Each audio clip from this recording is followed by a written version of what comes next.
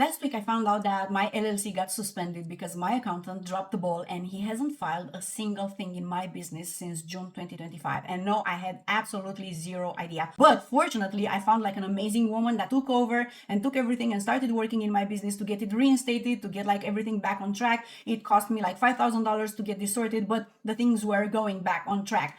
The weird thing that happened actually is how I actually dealt with all of this after I found the solution.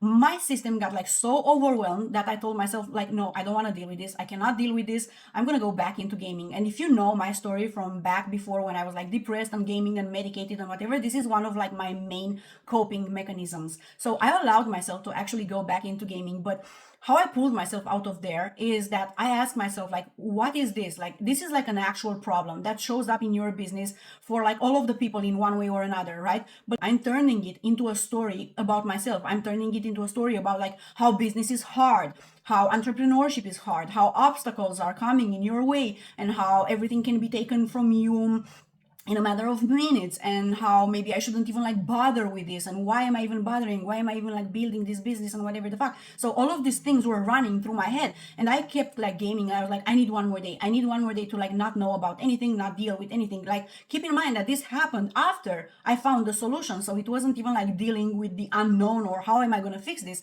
My point for telling this to you is that, like, besides the fact that so many people come here online and like posting like the most perfect entrepreneurs that have everything like so fucking figured out, and they're like crapping unicorns and there's nothing hard in their business and whatever, and like 5 months later they say like, hey, remember back when I was posting about whatever, I was just crying on my kitchen floor because something was happening behind the scenes but I didn't tell you about it, right?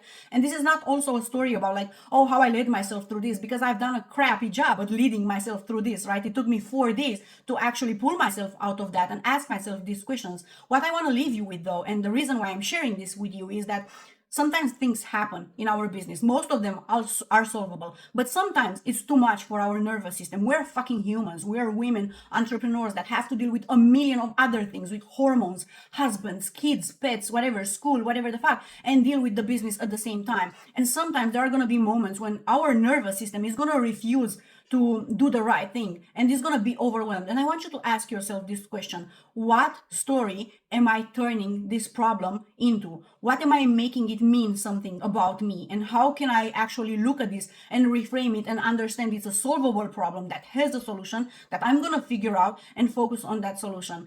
And I actually recorded a podcast episode about this. If you want to go listen to it, it's called Undeniable AF, the Unfiltered CEO Show, where I tell you everything that happened, how I figured it out.